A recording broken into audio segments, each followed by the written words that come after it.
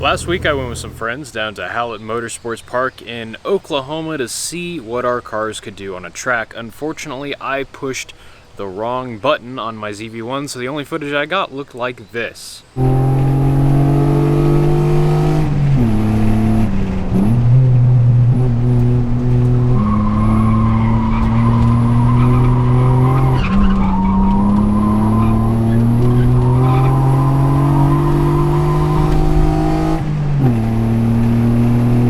Wonderful.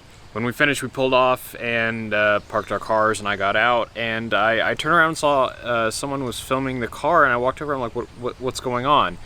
And the coolant had decided it was no longer content with being inside the car and decided to be absolutely everywhere else.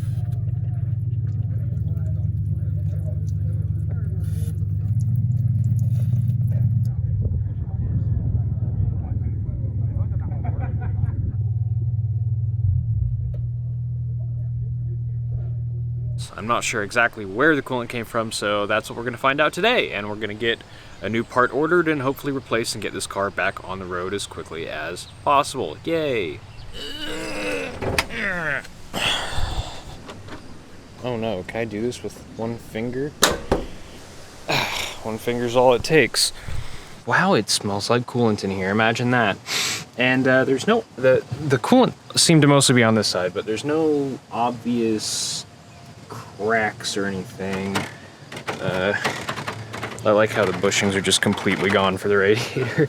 There's no obvious breaks in the radiator, so I think what we're gonna do is get some of the finest local pool water and fill this up, start the car, and see where it comes out of. I think it might be the lower tank, what's weird is that this is a fairly recent looking Denso radiator. Like, it's not aged out or anything. So I do wonder what happened.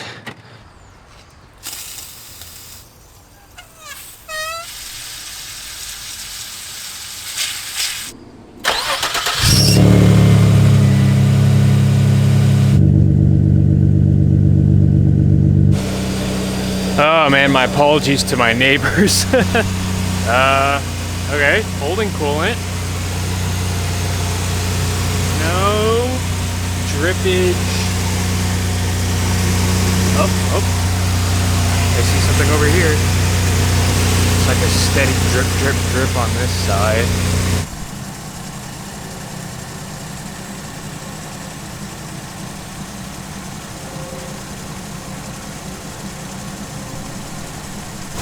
Well, the only leaks I'm seeing are coming from what looks to be the bottom driver's side. No, I think it might be the top tank here. Well, at any rate, it definitely seems like it's a radiator, so let's yank that thing out and, well, let's give this a few minutes to cool off, and then I'll yank that out and see what we're dealing with, and probably get a new radiator on the way anyway. It's just weird that a Denso radiator this new is completely shot already. That's a bit odd to me. Wow, it's the world's very first air-cooled VQ. Water-cooled, air-cooled, water-cooled, air-cooled, water-cooled, air-cooled, water-cooled, air-cooled. Oh, crap.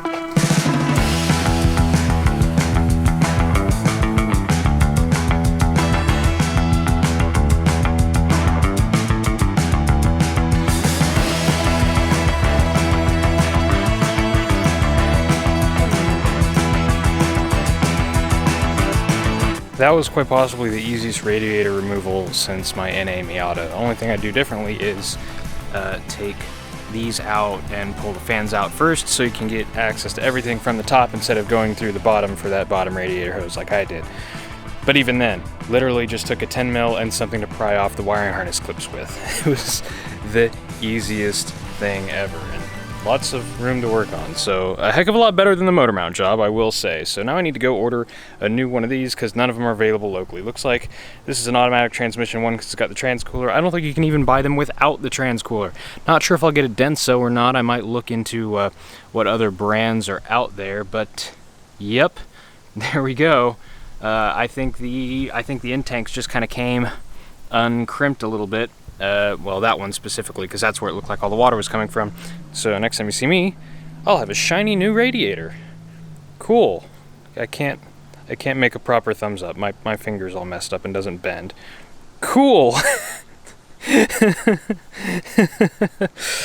Oh, I need to eat something. It is not nice to call people denso. It's upside down. Maybe I'm the one that's dense. There we go. One radiator, complete with some pre-bent fins and what appears to be new bolts for the fan. Yeah, I think these are for the fan, which is good because I lost one of my fan bolts. That's actually perfect. Thank you, Denso, for being thorough. These are actually a lot nicer than what it had, too. Yeah, this definitely looks like a revised part. Neat! So after seeing how easy this came out, I'm going to go ahead and walk through the installation step by step just because it could not be simpler and I have to make this video 10 minutes somehow. So the first thing we're going to do is put the isolators in here.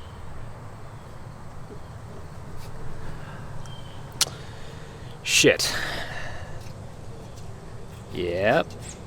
It's doing the Maxima thing. So something common for A32s to do is for their lower core support to rot out. These cars don't really have a subframe. They do have a cross member in the back that ties the suspension together and then this front to rear cross member, but not really like an all-encompassing subframe. So on the front here, it just ties into the unibody via the core support, and the core supports rot away right where that mounts. And you have to replace the entire core support by welding and other shenanigans, and it's like a $300 part, and the entire front of the car has to come apart. Well, at least the bumper has to come off, and then I can just do the lower core support, but it looks like that might be necessary. But that is a job for later, because, hey, guess what? That cross member is still attached, so I don't care. Anyway, once you put those isolators in, grab yon radiator. God, there really are a lot of bent fins on this for a brand new radiator. Thanks, fellas.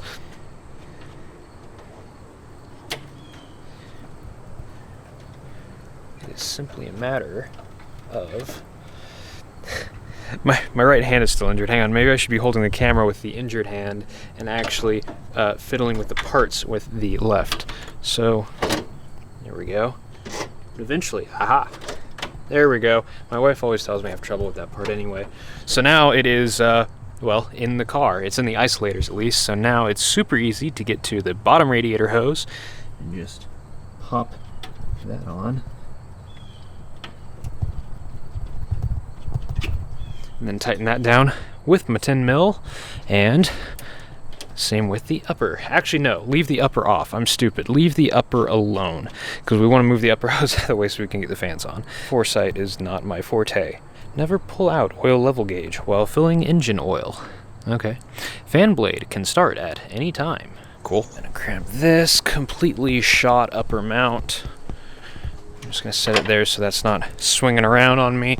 And we're gonna grab our fan. Remember in the earlier days of Facebook when instead of liking something like a page, you would become a fan? Look at my fan base. Perfect. Now the question is, why did I put that in when I have not yet tightened the lower radiator hose?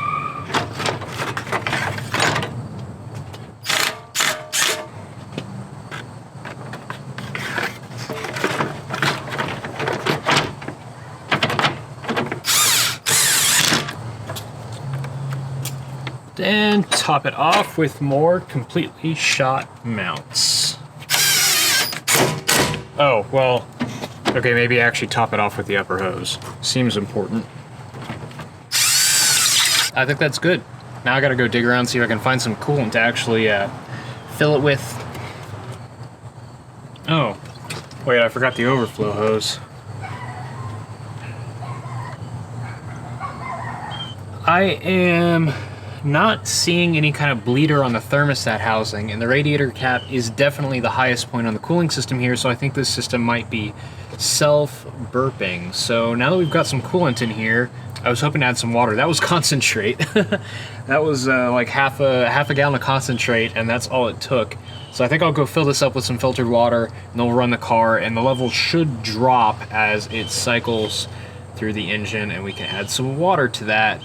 And we'll end up with a nice, full, happy engine. And I do think that the cause of the failure here, because you'll notice I replaced a Denso with a Denso. I don't blame the radiator for this failure, I blame myself, because I got done doing hot laps on a track pretty much being at wide open throttle for 20 minutes and then just shut the engine off. And I think what happened was a bunch of bubbles, a hot spot formed right here and just popped the tank faster than the radiator cap could dispel the pressure like it's supposed to. Because this radiator cap seems good. All these seals are in good shape. So I think it's fine. I think the problem is just me. Don't do that. Let the car idle and cool down and keep the fluid circulating and keep the fans on after you do hot laps.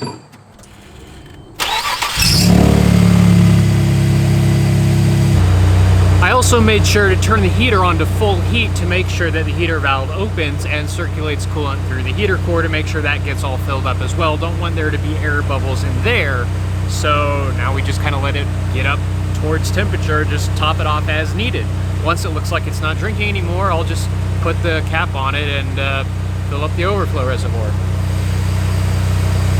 I was a little bit worried there for a minute because as I was sitting here idling, the temp gauge was creeping up, but then I gave the engine a few revs and it went back down to normal, so I think that was just an air bubble working its way through the system.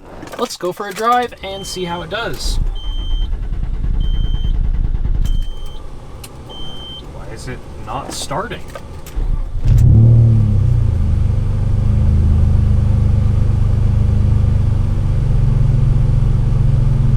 What?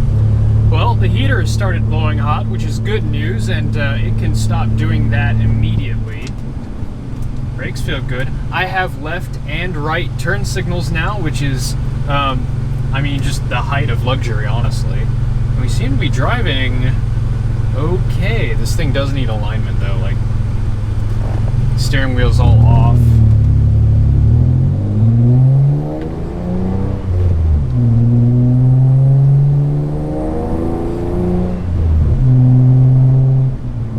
Up to temperature and staying there.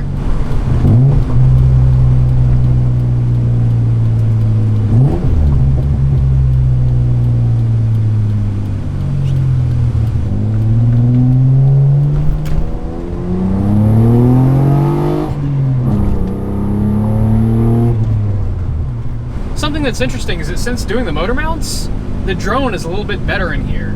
I think a lot of that was being transmitted through those bunk motor mounts. For having completely blown front shocks on unknown lowering springs, like the only lowering springs I could find on the internet that are purple were like hideously cheap eBay, you know, shenanigans. On all but the worst of roads, this drives pretty okay, and it would ride a lot better if it wasn't on absolute like rubber band stretched tires. The cockeyed steering wheel is really annoying though. Ooh, Subaru Baja.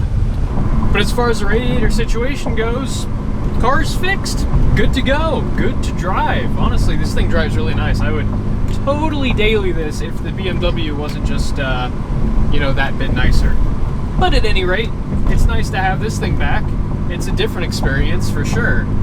Thanks for watching.